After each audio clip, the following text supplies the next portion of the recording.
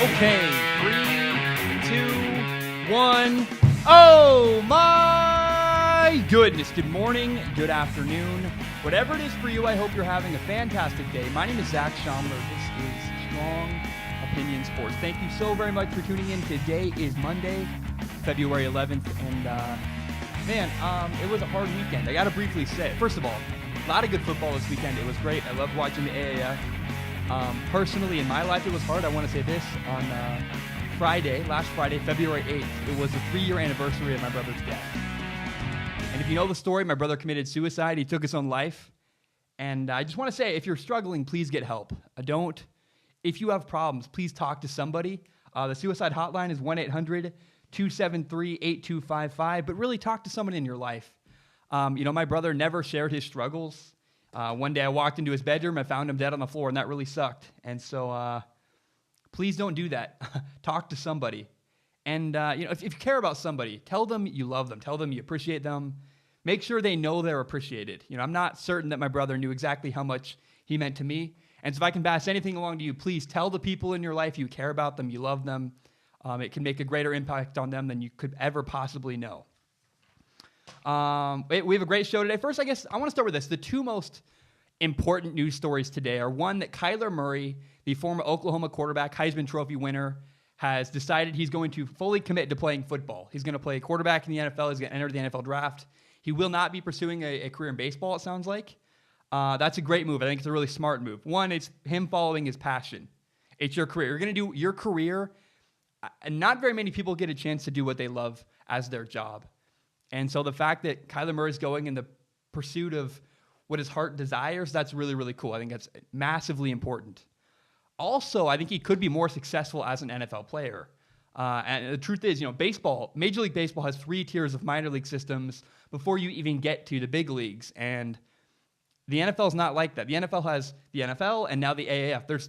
You play in the AAF or the NFL. And Kyler Murray has a very, very high chance and not only making it onto an NFL team, but becoming a franchise quarterback down the road.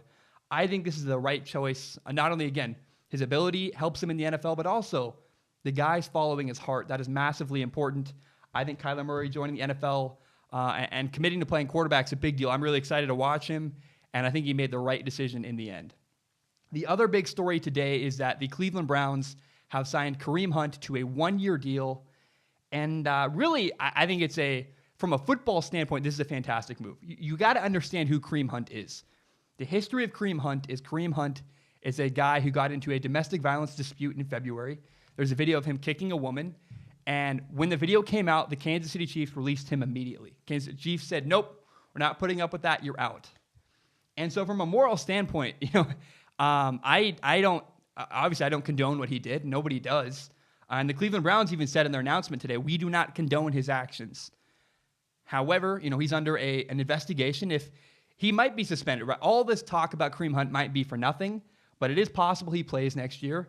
And the Cleveland Browns have said, look, we are a terrible franchise, and we're going to put our morality to the side and bring on possibly, we can all be honest about Kareem Hunt. He might be one of the best athletes in the entire NFL. So it's worth noting the Cleveland Browns have the rights to Kareem Hunt. If he's not suspended, he will be playing for the Browns next year. And factual statement, that's really good for the Browns. That is for their franchise, for their ability to win games, that's a big move.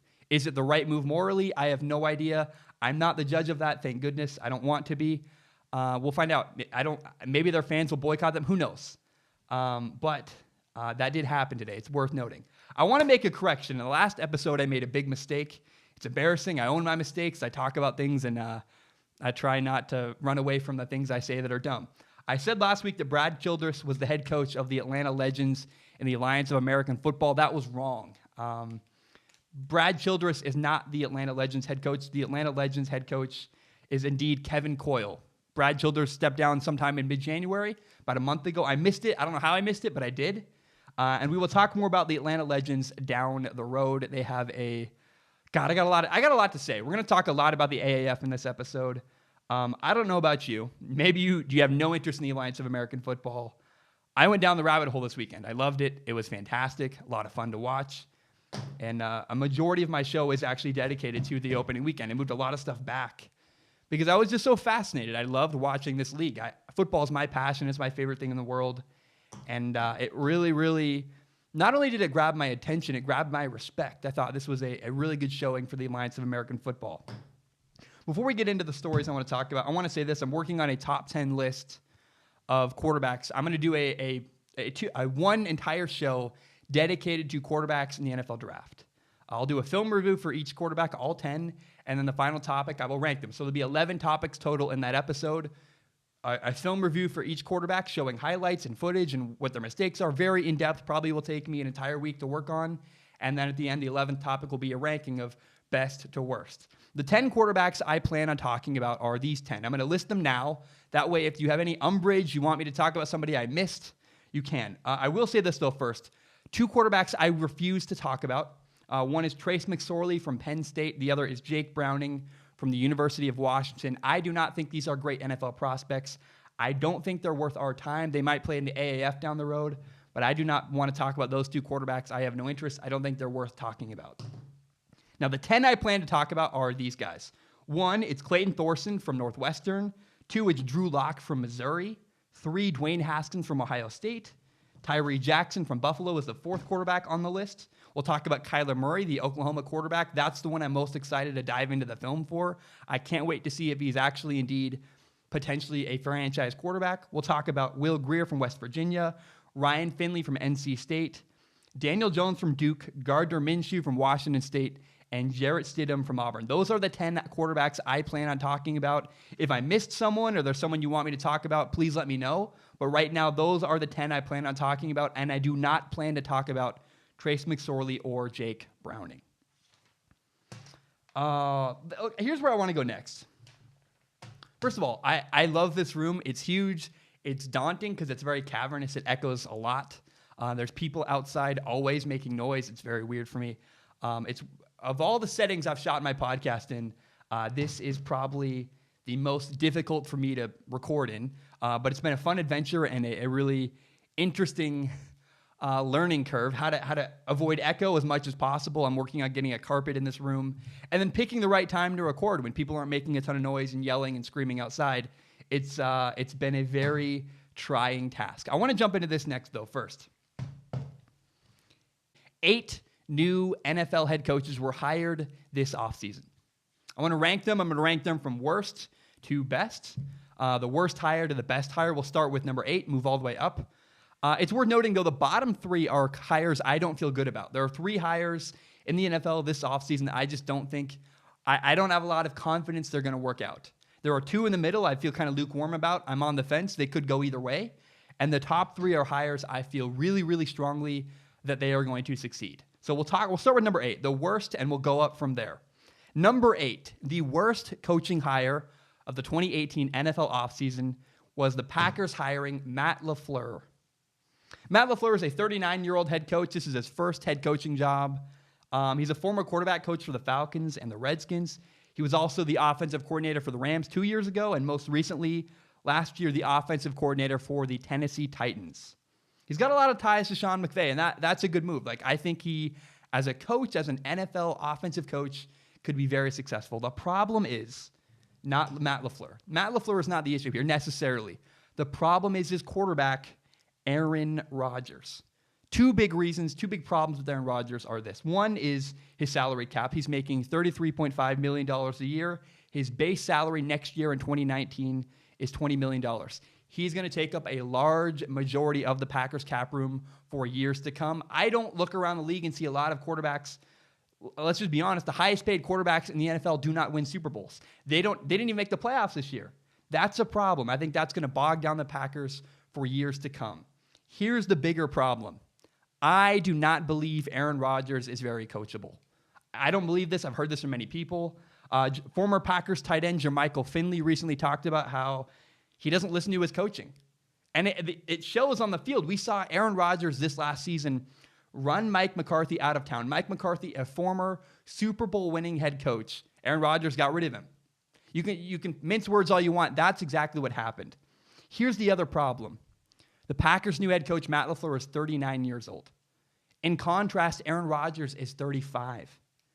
If he doesn't listen to Mike McCarthy, a Super Bowl winning head coach, a veteran in this league, a guy who's been around for a long, long time, Why would he listen to a 39-year-old coach, Matt LaFleur, a guy who's only 4 years older than him? There's no way. There's no way Aaron Rodgers is going to listen to Matt LaFleur long-term. When things get dicey, if they struggle at all, he's just going to write him off. What Matt LaFleur is for the Packers is a babysitter for Aaron Rodgers. I do not see Matt LaFleur working out with the Packers long-term. Number 7, the second worst hire of this NFL offseason is the Broncos hiring Vic Fangio. Again, I don't have anything against Vic Fangio. He's the former Bears defensive coordinator. He did a great job with the Bears last year. And honestly, the Broncos defense stands to do really well. They have Bradley Chubb, a great defensive end. They also have Von Miller. The problem, though, is there are reports that the Broncos are drafting a quarterback this year, which means they're going to have a rookie quarterback and Case Keenum on their roster. If we look back at the history of rookie quarterbacks and defensive coaches, it simply doesn't work. It's not. There's one example recently where a rookie quarterback and a defensive-minded head coach have worked out. It's Pete Carroll and Russell Wilson. Other than that, it hasn't worked. Russell Wilson and Pete Carroll are the exception to the rule. They are not the rule. Here's the rule. If you look around the league, here's what we see historically, at least in the last couple of years. Last year with the Jets, Todd Bowles, a defensive-minded head coach, got fired after one season with rookie quarterback Sam Darnold. Similarly, same year, Cardinals fired their head coach, Steve Wilkes, after one season with rookie quarterback Josh Rosen. We saw the Bears fire John Fox after 1 year with Mitch Trubisky. We saw the Rams fire Jeff Fisher after 1 year with Jared Goff. My point is this. Rookie quarterbacks and defensive-minded head coaches are not a good combination. Not to mention all of the quarterbacks in next year's draft class, the 2019 draft class. None of them are particularly talented. None of them are highly touted. That's going to really hurt. The quarterbacks coming into next year's draft class need really good offensive coaching. And the Broncos have not hired a coach that can give a rookie quarterback really good coaching. And so sadly for Vic Fangio, I think he's going to struggle. That leads us to the third worst hire of the NFL offseason, which was the Miami Dolphins hiring Brian Flores, the Patriots' former defensive play caller and linebackers coach. Again, this is something, it's just my belief. I don't think defensive-minded head coaches and young quarterbacks work very well together. Historically, they don't. I love Brian Flores. I'm a big fan of his. I hope I am dead wrong. I hope he succeeds. But I'm not going to rank him very highly on this list because he's got a young first-time head coach, defensive-minded head coach with a likely rookie quarterback. The reason why he's slightly higher than Vic Fangio is this. There's a chance that the Miami Dolphins trade for Nick Foles. I don't know if that works or not, but hey, at least Nick Foles isn't a rookie quarterback. So that would break my win record. That broke the tie for me. So Brian Flores is slightly higher than Vic Fangio with the Denver Broncos. Here's the other problem with Brian Flores to the Dolphins. The Dolphins play in the AFC East. So not only does that mean they're going to play the Patriots 2 times a year, they're also going to be the only team in the AFC East that doesn't have a quarterback. Massive, massive problem. I do not see Brian Flores working long-term with the Miami Dolphins. So those are the 3 I feel really badly about. I don't believe in the Packers, the Broncos, or the Miami Dolphins head coaching hires. Now let's talk about 2 head coaches I feel kind of lukewarm about. I don't know. We're working our way up from worst to best. The next hire that I feel okay about is Cliff Kingsbury with the Arizona Cardinals. He's a good young coach. He's got some good offensive schemes. He's going to have second-year quarterback Josh Rosen, a guy I think could be successful in the NFL. And one benefit that will help Cliff Kingsbury with the Arizona Cardinals is that in the NFL, he doesn't have to worry about recruiting. That really hurt him at Texas Tech. He was never able to recruit top talent to Texas Tech, but it still isn't a great sign that he struggled at Texas Tech. If you remember, Cliff Kingsbury was the former Texas Tech head coach. He got fired.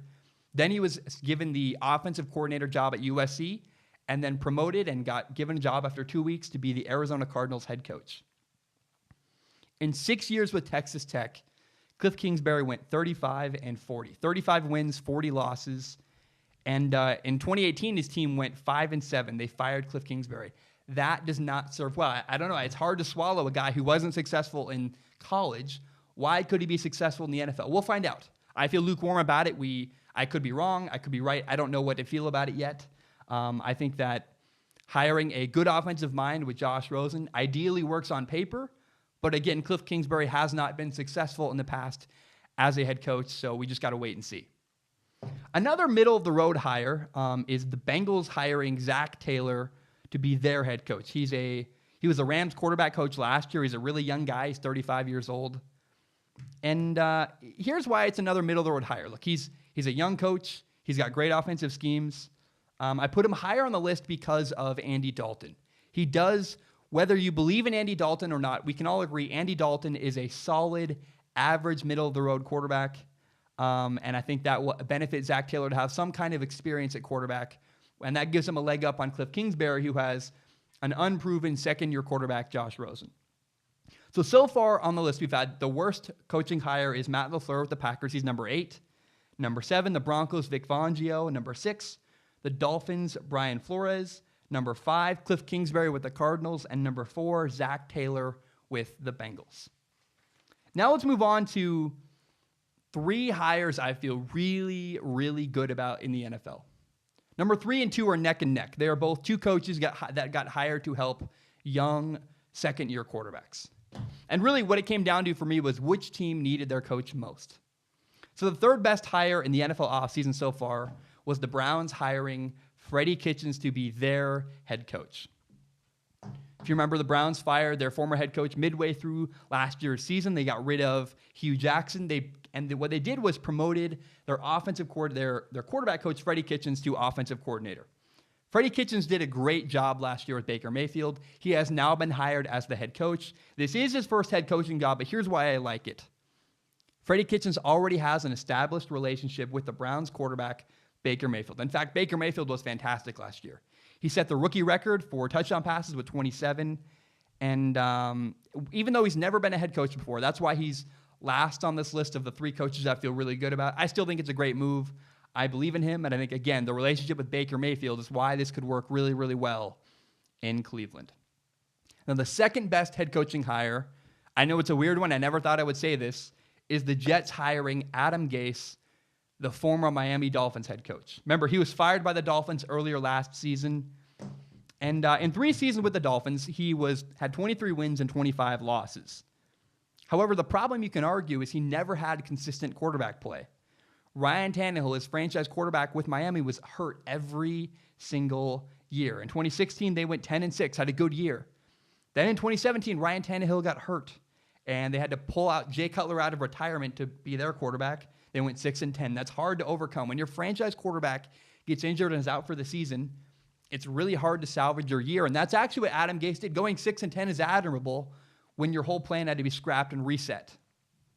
Now, in 2018, Ryan Tannehill got hurt again. And what's more interesting about this is, despite losing their franchise quarterback, Adam Gase still found a way to win games. He won games with Brock Osweiler at quarterback. He beat the Bears. The Bears, fantastic defense. Adam Gase beat the Bears with Brock Osweiler at quarterback. Let that sink in. Brock Osweiler, the massive bust who didn't work out after Peyton Manning left, who got hired. He repeatedly failed in the NFL.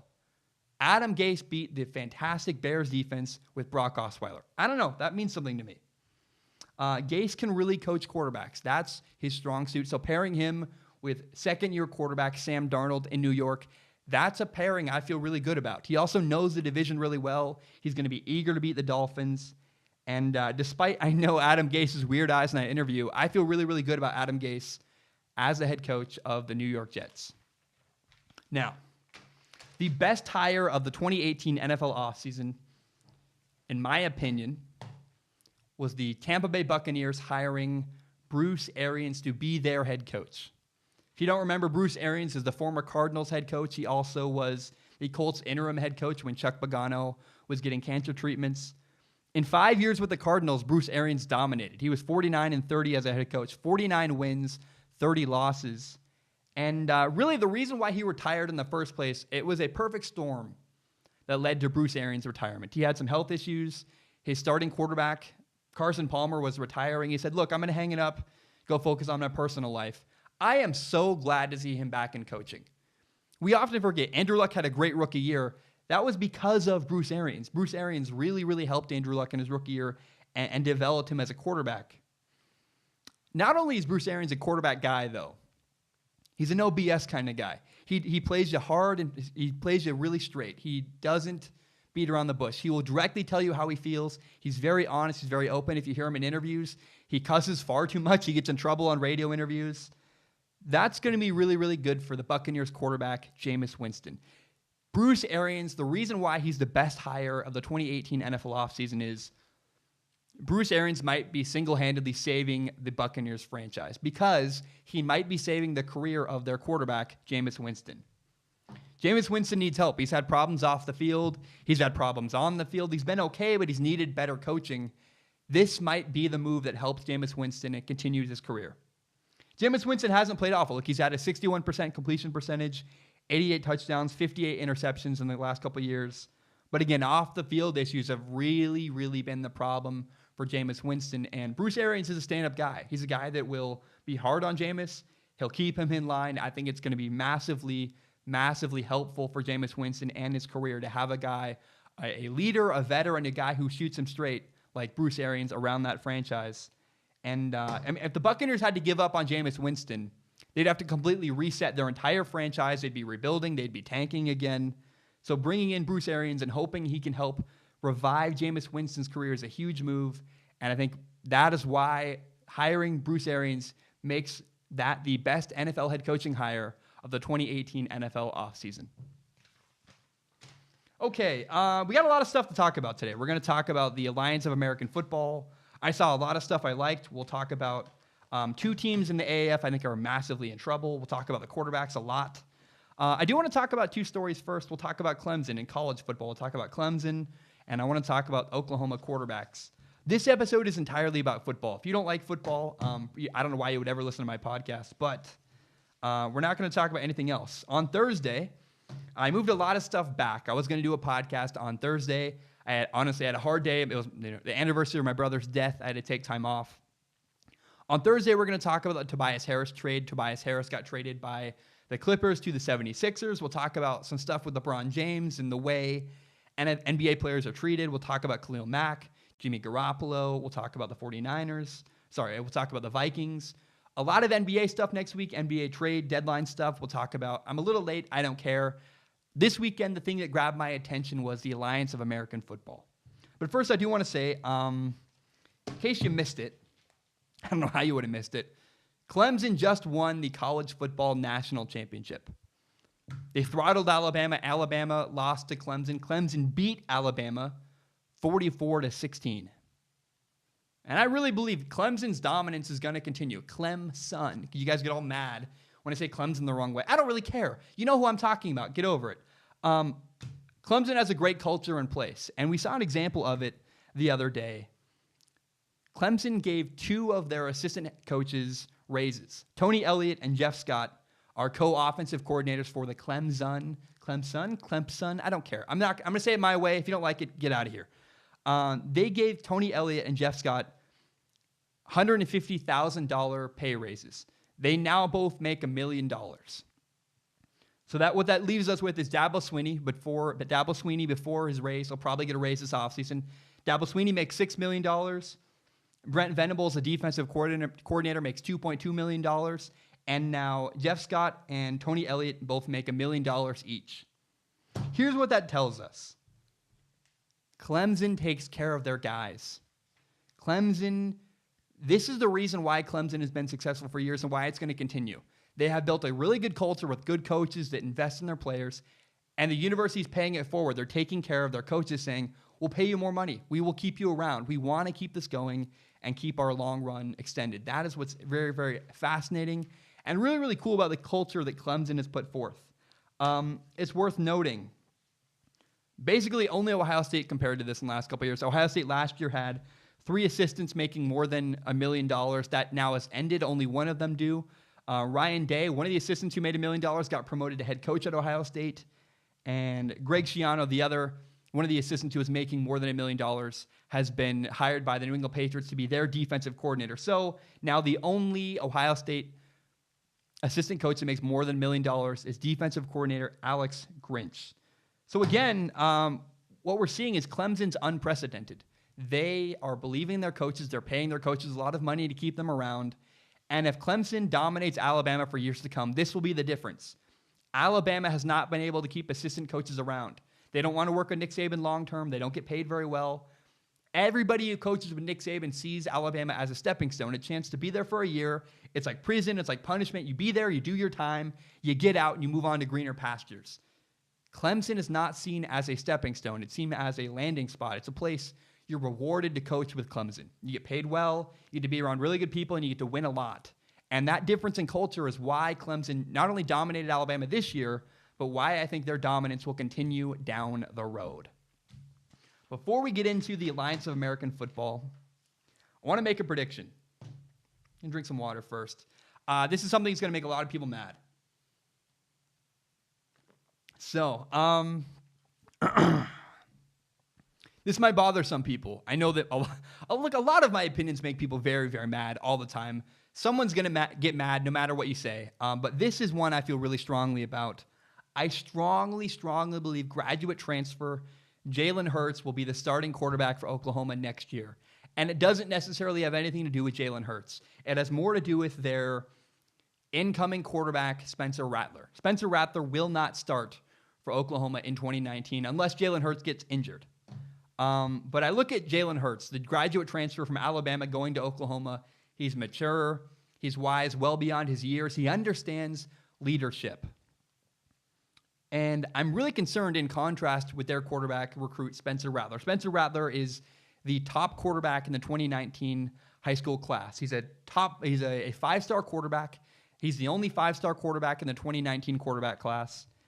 And I look at him and believe he has a maturity issue. I'm sorry. I know that makes people uncomfortable. I look at him and see a kid who doesn't understand how to be mature and how to be a leader you want from a college quarterback. He got in trouble in high school. And now if you look at his Instagram profile, you see a kid who's selling shoes and selling clothes all around.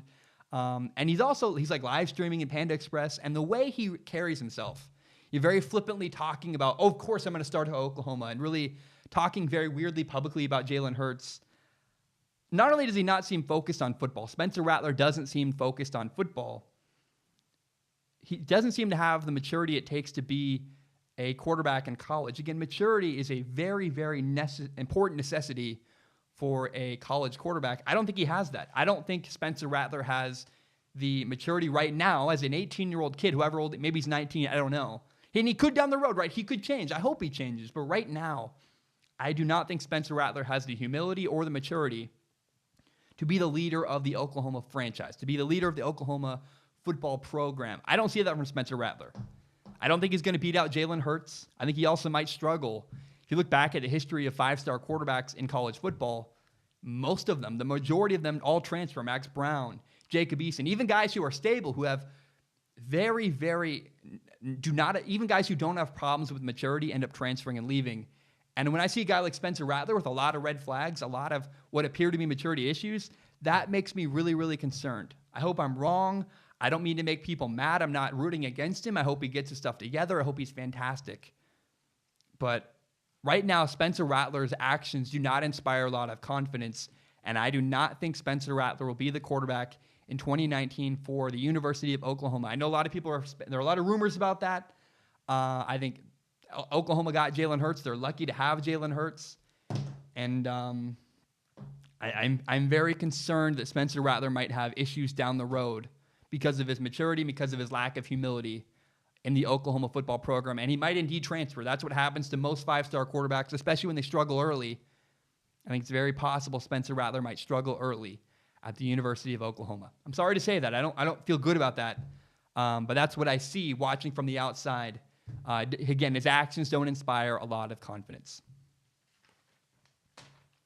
Okay, we'll talk about the AAF. We're going to talk about what we learned from week 1 of the Alliance of American Football. We're going to talk about Mike Singletary, the Atlanta Legends. We're going to rank all 8 teams. We'll talk about the best quarterbacks. I'll tell you just what I saw. I had a lot of takeaways from the first weekend of the Alliance of American Football. I'm going to drink some water first. I hope you watched. I really did. I enjoyed it. The Alliance of American Football kicked off its inaugural season this weekend, and it was fantastic. Look, I loved it. I think it's well worth watching. And apparently a lot of other people did too. Here are the stats from opening night on CBS. The The initial game brought in 2.9 million viewers. That's a big, big deal because it beat out the basketball game on CBS. The NBA game between the Oklahoma City Thunder and Houston Rockets on ABC only brought in 2.5 million viewers. That's a big deal. What that shows is that people have a desire to watch the AAF. I don't know if that will continue. I'm sure a lot of people tuned in. They made the decision, do I want to keep watching this or not? Who knows if next week we'll have as many viewers with the AAF. Honestly, I hope it keeps growing. But I really, really strongly believe in the Alliance of American Football. I think they have a great plan. I think they have good people backing it. And I love their self-awareness. They made it abundantly clear. The AAF is a developmental league. This is like minor league football. They're not trying to take on the NFL. They're trying to do a smaller league, helping players get ready and move up to a bigger stage like the NFL. And that couldn't, by the way, a lot of people, when I said that initially about the AAF, a lot of people gave me pushback. So this is a competitor to the NFL. No, it's not. It's not at all. And it could not have been made more clear by the Arizona Hotshots head coach Rick Neuheisel. In his pregame speech to his team, this is what Rick Neuheisel said. He said, "I don't care about the scoreboard. I care more about what you put on tape. That is your business card. The score will take care of itself." What he's telling us is saying, you're trying to earn a name for yourself and move up to the next level. That is what the AAF is all about. That is fantastic. This is minor league football, and it's good for everybody. I think it's interesting. I think fans who like football and fans who love football are going to enjoy it, people like me. I think players get a chance to make money. You don't realize how many people get out of college football and have no plan, have no way to make money, and just need to figure something out. This will give more of those players who, I know a lot of guys like that who graduated, played for years in college football, gave a lot to a program, and said, now what? Don't have a plan. The AAF gives those people a chance to not only buy time to figure it out, but to play football professionally, because that's what they've done their entire lives with most of these guys' case. It's also really good for the NFL. It develops players. We're going to see offensive lines massively improve because of the Alliance of American Football. What happened a couple of years ago is the NCAA cut practice time. And the result on the NFL and the result on football in general was that offensive linemen didn't have enough time to practice and get reps. And we saw offensive line play in the NFL very quickly decline because of that rule. This now solves that problem. It gives players more reps to get ready before they start in the NFL. What we also saw was offensive line play and quarterback play ranged from really, really bad to really, really good. If you're a football fan like me, look, I love football. It's my favorite thing in the world.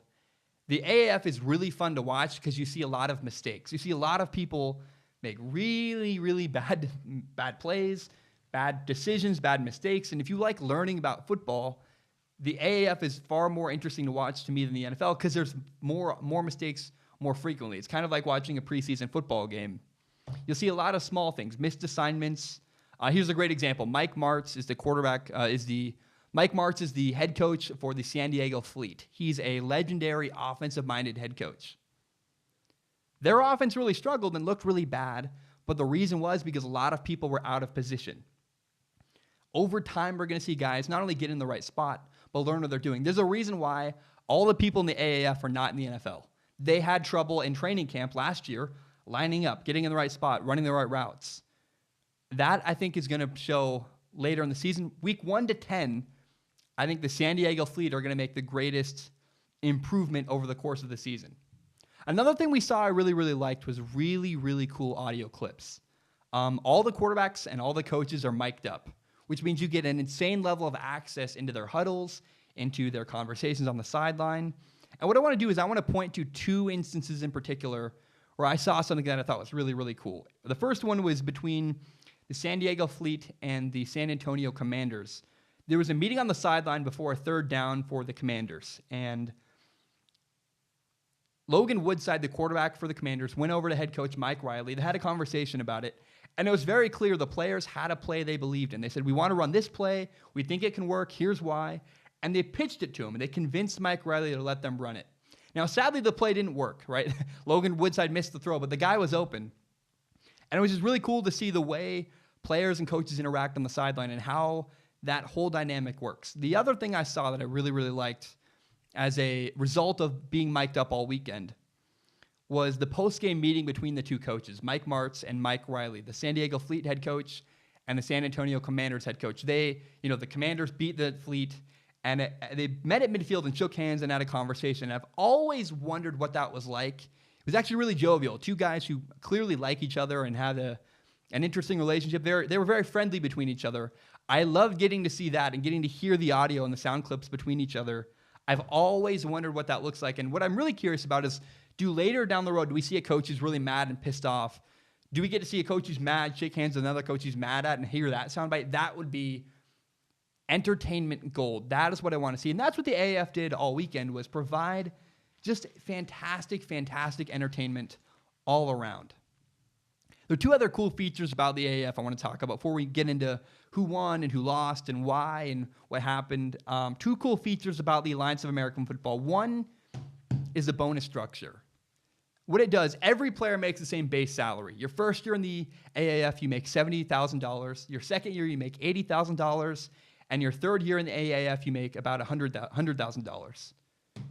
However, you don't just get the base salary. Players get a lot of bonuses for doing cool stuff, for winning games, for engaging on social media. That's really cool because it builds the fan base. Like in San Antonio, where they haven't had a football team for years, engaging with the fans on social media in San Antonio, and building that fan base and building excitement, that's really cool. And the fact they incentivize that is fantastic. They also incentivize players getting interceptions or turnovers. Not like the NFL does, but if I get an interception, everybody on the defense gets a bonus because of that interception. Everyone gets an incentive for that interception. So everyone has incentive to work hard and put forth their best effort. I also like the way that players are given bonuses for sales of their jerseys and things that use their likeness. It's probably a nice jump from college football, where teams make a ton of money off of your likeness and you don't get any money from it, to now finally getting a bonus and getting paid a little bit for the money you're bringing in for your franchise. Here's the last thing I think is really, really cool about the AAF before we leave the logistics behind and get on to other stuff. The medical staff at every single game is employed by the league. This is a difference between the NFL that I really, really like.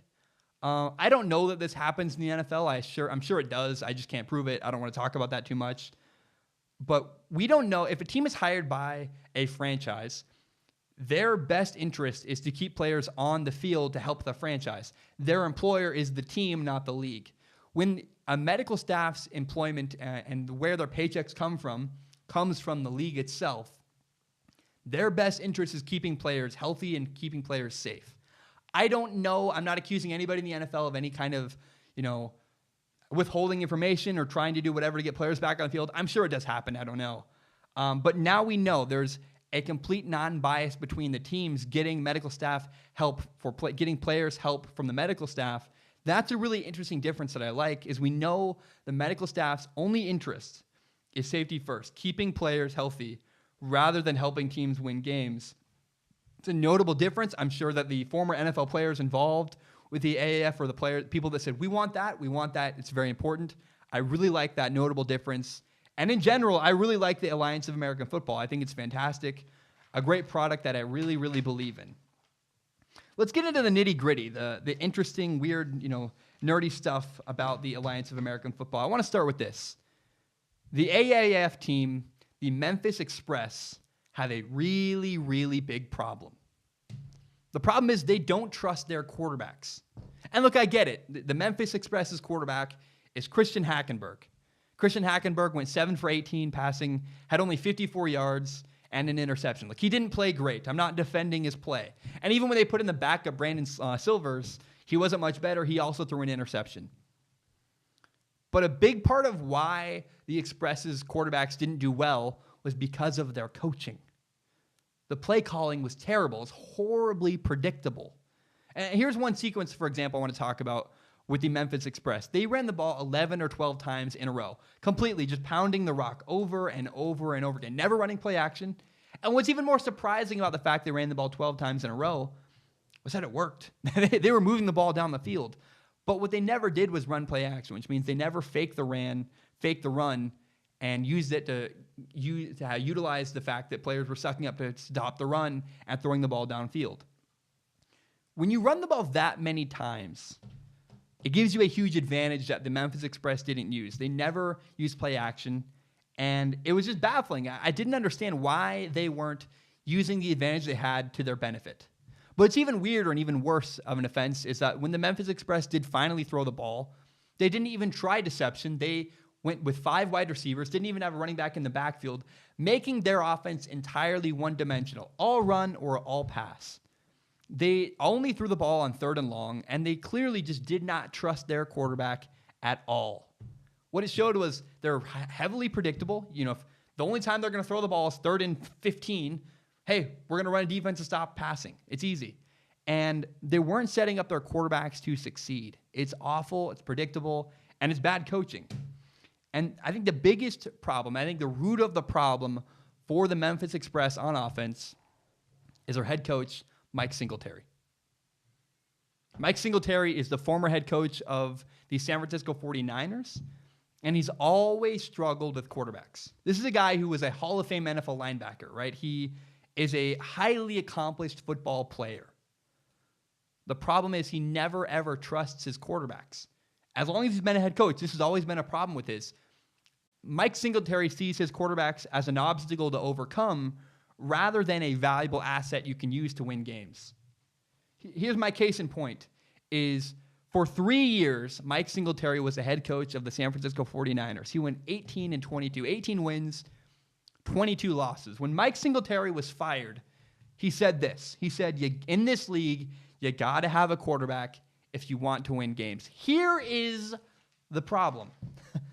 Mike Singletary's quarterback was Alex Smith. And what Mike Singletary insinuated was that Alex Smith was the reason why he couldn't win games. Rather than the coach taking the blame, rather than the coach saying, we got to coach better, we got to coach our players better, he blamed the quarterback. And what's even more bizarre and even more hilarious, actually, is that ever since Mike Singletary was fired by the 49ers, Alex Smith has been really, really effective. We've learned that with good coaching, hey, guess what? Alex Smith can actually play quarterback. He's not the greatest, but he's really solid. He's above average. He's better than Kirk Cousins, who makes a whopping amount of money. Alex Smith is an above average quarterback. You just need to give him good head coaching. Here's the stats. Since Mike Singletary left the 49ers, Alex Smith has had a 64.78% completion percentage, 142 touchdowns, 48 interceptions, not to mention multiple playoff berths. Alex Smith proved Mike Singletary wrong. Mike Singletary was horribly wrong about Alex Smith. And the problem was Mike Singletary just never believed in him. Mike Singletary never even gave him a chance to succeed. Again, the entire approach from Mike Singletary is that our team's going to play really good defense, and his attitude is that they got to survive the fact that they have to have a quarterback. He doesn't want a quarterback. He doesn't believe in quarterbacks, and he doesn't see them as an asset. Again, Mike Singletary sees quarterbacks as an obstacle to overcome. That is a terrible, terrible approach to being a football coach. It's not going to work, especially on an AAF team where your goal is to develop young quarterbacks. Memphis quarterback Christian Hackenberg is in a terrible, terrible position. His coach, Mike Singletary, not only doesn't trust him, he's probably never going to trust him no matter what happens. And that's just a toxic environment to play quarterback. Mike Singletary is a massive, massive problem for the Memphis Express. And the Memphis Express are always going to struggle at quarterback because of their head coach, Mike Singletary, and his approach to coaching quarterbacks. It's always going to be a problem as long as he's there in Memphis. How about another team that's in trouble? The Memphis Express are bad. They're in trouble. A lot of it's because of their quarterback, and a lot of it is because of their coach and his approach. That rhymed. It's a crime. I don't like it. Shut up. Stop talking, Zach. Actually, guess what? That's what we do on podcasts. All we do is talk. The Atlanta Legends, an AAF team, are in trouble. The Atlanta Legends are in trouble. A month before the season started in mid-January, the Atlanta Legends head coach, Brad Childress, stepped down. I have no idea why he stepped down. If you remember, Brad Childress was the Vikings head coach for 5 seasons. He went 39-35, which is successful, a winning record, 39 wins, 35 losses. He also took the Vikings to the NFC Championship game in 2009 with Brett Favre. And that's a big loss. Losing your head coach a month before the season starts is never good. Now, the new head coach of the Atlanta Legends is longtime NFL assistant Kevin Coyle. He's never been a head coach before. So that's right off the bat. Your head coaching situation is really, really concerning in Atlanta. But it gets worse. Offensive coordinator Michael Vick, former NFL quarterback, is also no longer the offensive coordinator. I have no idea what happened, but what we know is that 2 days before the first game of the season, the first game Saturday, on Thursday before the first game, Michael Vick suddenly stepped down, said not involved anymore. He's taking what is called an advisory role, which I have no idea what that means. Look, I'm not in the room. I don't know. Maybe it's a good change. Maybe Mike Vick was a terrible coach. Who knows? But what we saw in the season opener was a team that lacked leadership, was very, very disorganized. The Orlando Apollos walloped the Atlanta Legends 40-6. And, man, the team struggled. The Atlanta Legends looked bad. They looked disorganized. They missed a bunch of assignments. They got physically dominated. They got physically dominated. And they didn't look prepared to play. The Atlanta Legends, because of their turmoil at coach, they were in trouble. They busted coverages. They missed blocks. They had poor execution. They were, again, physically dominated up front. And it looked like at one point in the fourth quarter, they just stopped trying. That is a horrible, horrible start to a franchise for the Atlanta Legends. It's most alarming, again, because to have a team give up, to have a team quit and stop trying, that's awful in a league like the AAF. In the AAF, the entire goal is for players to put out a really good product. They're trying to show their skills. It doesn't really matter if you win. You're trying to put on tape the best version of yourself to show NFL teams you can play and try to move up. And, the fact they didn't do that, it shows the Atlanta Legends are a mess. They have not a very extremely talented roster. They have a first-time head coach who got thrust into the position a month before the first game. They lost their offensive coordinator. Not to mention, he might have been the problem. Look, I don't want to... Michael Vick might have been the problem, right? The team looked so disorganized. Their offense was awful. Maybe that's because they weren't put in a position to be successful by their former offensive coordinator, Mike Vick. I don't know. But the point is the Atlanta Legends are in trouble. They looked entirely unprepared. Guys were out of position most of the time, more than any other team we saw this weekend. I know that's a lot of what we saw in the AAF opening weekend was guys being out of position. The worst offenders were the Atlanta Legends. They appeared to give up in the fourth quarter. They got physically dominated. My point is the Atlanta Legends are in really, really big trouble, and they're off to a terrible start as a professional football franchise. Here's what I want to do next. After week 1 of the Alliance of American Football, we saw 8 teams play. I want to rank every single team. We'll start with the worst, leading all the way up to the best. So we'll start with the worst team I saw in week 1 of the Alliance of American Football. It was the Atlanta Legends. Completely disorganized. They busted coverages. They missed blocks.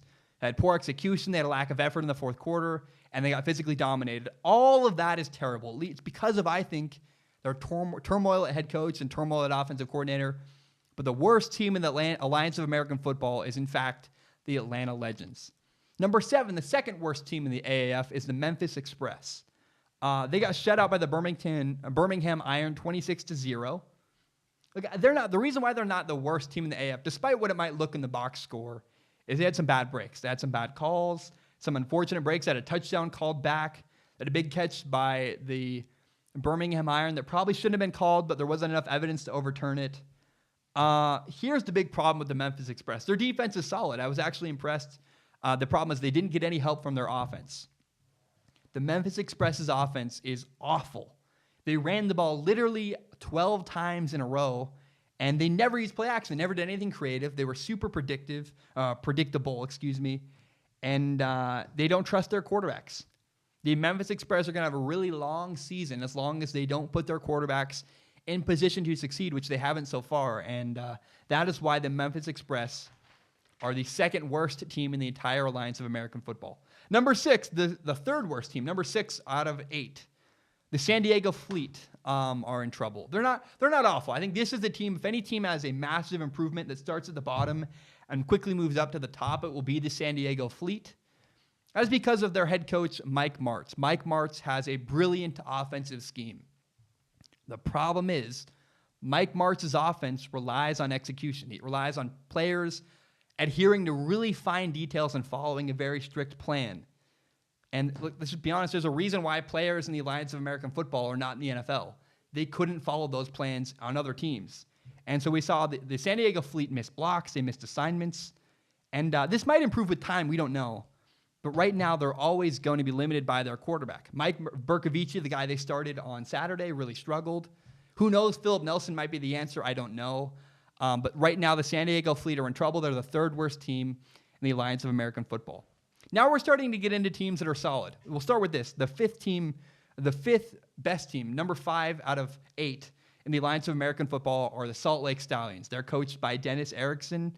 Here's what I saw that I really liked. They have a great offensive line, and I really like their quarterback, Josh Woodrum. The problem was Josh Woodrum got injured at halftime. They're really well matched with the Arizona Hotshots until their quarterback got hurt. I'm really curious. If any team, so I think the San Diego Fleet can improve the most from week 1 to 10. But if any team surprises us and goes from a loss to the Hotshots to really fantastic at the end of the year, it could be the Salt Lake Stallions because of their quarterback. If their quarterback's healthy, they look really good. And when their quarterback's not healthy, they really don't. And so that's the theme we're going to see all through the entire season. I think that's really, we got to talk about that now, is really, really bad teams could elevate with quarterback changes. And really, really good teams right now after 1 week could be terrible if their quarterback gets hurt. This entire league centers around needing to have good quarterbacks. If you don't have a good quarterback, you're really going to struggle and not going to have a lot of success in the Alliance of American Football. Number 4, the 4th team out of 8, the Arizona Hotshots. I was really impressed. A lot of teams have the Arizona Hotshots number 1 in their power rankings. I was impressed by their offense. I like their quarterback, John Wolford. He looked fantastic. He made a lot of great throws. Here's what I liked about John Wolford the most. John Wolford knew when not to throw the ball. He knew when to throw it away. He knew when to run the ball instead of forcing it into coverage. That's the advantage of having an experienced quarterback like John Wolford, who clearly has a great understanding of defenses. Their offensive line also gave him a lot of time. It's very possible that the Arizona Hotshots have the best quarterback in the entire league. Rashad Ross had 5 catches for 103 yards and 2 touchdowns. And again, they have probably also the best kicker in the Alliance of American Football with Nick Folk. The third best team. We're now into the top 3 teams. I'll start with the number 3. The Orlando Apollos are my third best team in the Alliance of American Football. Look, they dominated the Atlanta Legends 40-6. I think a lot of this truly was the Atlanta Legends are actually terrible unless the Orlando Apollos were dominating. But I still got to give them credit. They got a great head coach, Steve Spurrier. I like their quarterback, Garrett Gilbert. He had 3 touchdowns for 277 yards, 3 total touchdowns. Garrett Gilbert's a guy who understands it, and I'm excited to watch Orlando down the road. Now, my 2 best teams in the Alliance of American Football are the Birmingham Iron and the San Antonio Commanders. I texted a buddy of mine. He played defensive line in the NFL. And I said, what do you think? What are your thoughts on week 1 of the Alliance of American Football? He has a great understanding of what NFL talent on the offensive and defensive line looks like. He's been there. He played in the training camp for the Cleveland Browns. And in his opinion, he said the best team up front, and I agreed with him. What he did was he just confirmed my beliefs, which I was really glad to hear. The number 1 team in the Alliance of American Football is the San Antonio Commanders. They are the best team in the league. They have a great head coach, Mike Riley, a long-time, not only a great guy, long-time Oregon State head coach. He's really, really dominant with the Beavers a couple years ago. But they're just a great all-around team. Their offensive and defensive lines are fantastic. Their quarterback, Logan Woodside, looked really, really solid. I think Arizona might have the best overall receiver in the league with 1 receiver, but the best receiving core, the best group of wide receivers in the Alliance of American Football, in my opinion, are the San Antonio Commanders. They have a lot of guys who can win one-on-one matchups downfield, and that is why I think the Commanders are the best team in the Alliance of American Football. That leaves us with the second best team in the league, which is, in fact, the Birmingham Iron. My buddy who played in the NFL said that the Birmingham Iron have a lot of dudes that are fantastic on the offensive and defensive lines, and my analysis was they have the best quarterback in the entire league, Luis Perez. Luis Perez is not, he's not flashy. He's not a guy that a lot of people look to and go, that guy's amazing. But he really was. His decision-making, his ability to put the ball in the right spot repeatedly. Luis Perez, in my opinion, is the best quarterback in this league. Their running back is former number 3 overall pick, Trent Richardson. And he started slow but had 2 touchdowns in the end. And I think they might have the best pass protection as well in the Alliance of American Football. Again, in order. The best team in the Alliance of American Football is the San Antonio Commanders. The second best team is the Birmingham Iron. The number 3 team in the Alliance of American Football are the Orlando Apollos. At number 5, we have the Arizona Hotshots. Number 5, the 5th team in the AAF is the Salt Lake Stallions. Number 6, the San Diego Fleet. And in order, we have the Memphis Express are the 7th worst team in the league, and the worst team in the entire Alliance of American Football, I think by a long shot, is indeed the Atlanta Legends. So guys, those are my power rankings for week 1 of the Alliance of American Football. We have 3 topics left I want to talk about. What we're going to do is talk about some of the common mistakes quarterbacks made in the first week. We'll rank the top 4 quarterbacks in the league, and then I'll talk about why I really don't want the XFL to happen now. Now that I've seen week 1 of the Alliance of American Football, I'm sold, I'm in, I'm good, and I do not want to see the XFL at all down the road. Let's talk about this first. Week 1 of the Alliance of American Football has ended, and we learned a lot about their quarterbacks. Here's what we learned. We saw a lot of guys make mistakes, and I want to talk about some of the most common mistakes they made week 1. One of the most common mistakes we saw was, and this is really for all young quarterbacks paying attention, please listen to this, is a lot of these quarterbacks could not understand and could not recognize where pressure was coming from, and when they did recognize pressure was coming, they looked entirely uncomfortable dealing with it. So again, young quarterbacks, this is extremely important. Listen to the words I'm about to say.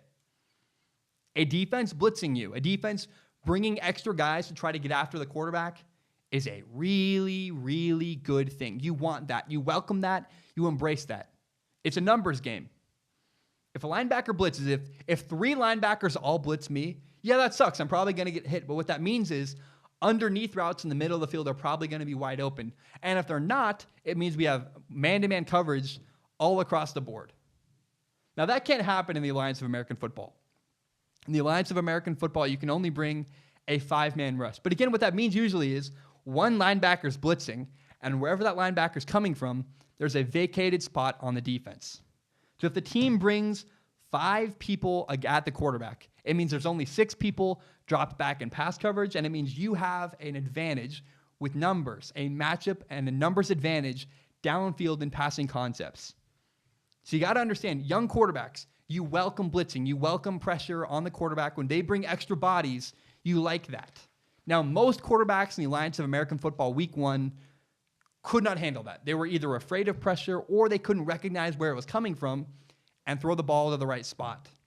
And some guys handled it really well. A guy who handled pressure really, really well was Logan Woodside. Logan Woodside was able to recognize pressure and use that to his advantage and throw the ball to the right spot when it happened.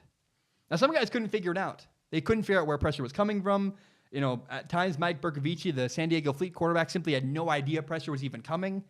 Or when it did happen, he panicked and he threw the ball up for grabs. All of the above are things you don't want to do. I don't know. I know that a lot of offensive linemen struggled with missing assignments and there were missed blocks, and that happens week 1 in any league, of course. But that was a huge problem. Was a lot of quarterbacks getting hit is one thing, but you got to understand where the pressure is coming from, and you got to understand where to go with the ball. Where's your hot route? If people bring pressure, we like that. It means you have better matchups downfield. It looked like most quarterbacks week 1 didn't have a plan. When teams brought pressure, they didn't know how to deal with it. They weren't prepared for it, and they panicked. Another common issue we saw week 1 was situational awareness. In every situation, whether you're backed up on your own goal line or you're in the red zone downfield or you're late in a game with a 2-minute drill, every situation you're in has a certain list of procedures you got to follow. I want to share a best example we saw of situational awareness. First, a lack of situational awareness, and then a really, really good example of situational awareness. So what we saw first was the San Antonio Commanders were on the goal line. Logan Woodside is their quarterback. And because it was 3rd and long, the team they were playing, the San Diego Fleet, dropped 8 men into coverage. They dropped a lot of people back. And when you're on the goal line, it means the field's a lot smaller. Everything's a lot quicker. There's less room downfield because the field is a lot shorter. And what happened was Logan Woodside, the San Antonio Commanders quarterback, didn't know what to do. He didn't know how to take advantage of the fact that they dropped a lot of players and just took a sack. He held on to the ball too long, took a sack. Now, in contrast, the Birmingham Iron quarterback, Luis Perez, was in the same situation. The Memphis Express dropped 8 people into coverage, and like a snap of the finger, Luis Perez knew exactly what to do. When a team drops 8 people into coverage on the goal line, you want to either run the ball as a quarterback because it means there's nobody accounting for you, or find your outlet like a running back, get him the ball quickly and allow him to make a move in space and get into the end zone. Perez saw it immediately. He ran the ball up the middle, got as many yards as he could. That's an example of great situational awareness. Don't force the ball into coverage when there's 8 people standing in the end zone in a really tight window where there's nobody open. Instead, take the yards they give you running with your feet, or again, check it down to your running back, allow him to maybe make some people miss and get into the end zone. Luis Perez handled that perfectly. Finally, with decision-making, just in general, week 1 was really was bad at times. A lot of people struggled. And I know that every single aspect of what I've talked about from a quarterback standpoint is decision-making. And I do want to repeat, and I think it's important for people to know, every quarterback in the Alliance of American Football has the physical tools to be successful. Every quarterback has the arm strength. Every quarterback has enough accuracy. Everybody can throw the football at this level. But the mental side of the game is what it comes down to, and being calm under pressure, but really understanding who's open and why, and when to throw the ball into coverage is what makes a big difference for the quarterbacks at this level. And too many guys forced bad throws into double coverage week 1. Sometimes people simply didn't see guys who were wide open. Other times you saw guys, what's his name? Mike Bercovici took a terrible risk late in the game, throwing a ball up in double coverage. It was picked off on the goal line, ran back for like 50-yard return. That's a big problem. Now, one quarterback who not only made great decisions reading coverages, but he knew when not to throw the ball was Arizona Hotshots quarterback John Wolford. What he did so well was not forcing the ball into coverage, but running for yards, turning a negative play into positive yards. He said, okay, nobody's open downfield. I'll run for 4 yards, get tackled or slide or whatever. Or another thing he did really well was just throw the ball away. There's nothing there. Don't force it. Live to see another down. And John Wolford did a great job at understanding when to throw the ball away, when to run for 3 yards and slide, and when to indeed take a risk and throw the ball downfield. John Wolford made great decisions the entire game, and he's one of the better quarterbacks in the entire league. So those are a lot of the decisions we saw and the mistakes we saw that were most common week 1 of the Alliance of American Football. It was a lot of guys didn't know how to handle pressure. They didn't know where pressure was coming from. They didn't understand situations, how to deal with them, and they didn't know when to throw the ball away. Instead, they would force the ball into coverage and throw the ball into windows that just weren't open. So after we've done that, I want to now rank the top 4 Alliance of American Football quarterbacks. These are the top 4 AAF quarterbacks after 1 week. The 4th quarterback, number 4, the bottom of the list, is San Antonio Commanders quarterback Logan Woodside. He's not perfect. He lacked situational awareness on the goal line, really struggled with that. But ultimately, had a really solid game. He made good decisions, threw the ball really well from the pocket, and he handled pressure really well. Logan Woodside, when teams blitzed him, when they brought an extra linebacker, he knew where his outlet was. He knew how to replace the blitzer with a football. That's what I like to see. I know he had 2 interceptions. I know he struggled. He wasn't perfect. He's not going to be perfect. This entire league is made up of players who, frankly, are NFL rejects. But Logan Woodside is among the top half of quarterbacks in the Alliance of American Football. Number 3, the 3rd best quarterback in the AAF is Garrett Gilbert, the quarterback for the Orlando Apollos. He was 15 for 25 passing, had 227 yards, 2 touchdowns, 0 interceptions. He also caught a touchdown, and he might have thrown the best deep ball of the weekend. He really has a great arm deep downfield, and I just like him. Look, he's had NFL experience with the Panthers. I want to see more from him, but right now he's my 3rd best quarterback in the Alliance of American Football. That is Garrett Gilbert. I want to now take a minute to give an honorable mention to Josh Woodrum. Josh Woodrum is the quarterback for the Salt Lake Stallions. And look, he was 10 for 22 passing, had 103 yards, 1 touchdown, 1 interception. And he got hurt like 1 play before halftime. The reason why he's not on this list is I just didn't see enough of him. If he's not hurt next week, if he plays, he's healthy next week, I cannot wait to watch him because he did a really good job understanding pressure, finding windows between linebackers. Frankly, his team had a lot of drops. I think Josh Woodrum might be one of the more undervalued and underappreciated quarterbacks so far in the Alliance of American Football. That leads us to my top 2 quarterbacks. The two best quarterbacks in the Alliance of American Football are John Wolford and Luis Perez. I'm going to start with number one. The best quarterback in the entire league is Birmingham Iron quarterback Luis Perez. I know that's controversial. He didn't have a lot of flashy statistics, but he's Tom Brady of the Alliance of American Football. He's boring, and he's highly, highly effective. Luis Perez was 19 for 33 passing, had 252 yards, no touchdowns, and no interceptions. But again, boring and highly ineffective. His running back, Trent Richardson, had 2 touchdowns. They used him a lot later in the game, especially in the red zone.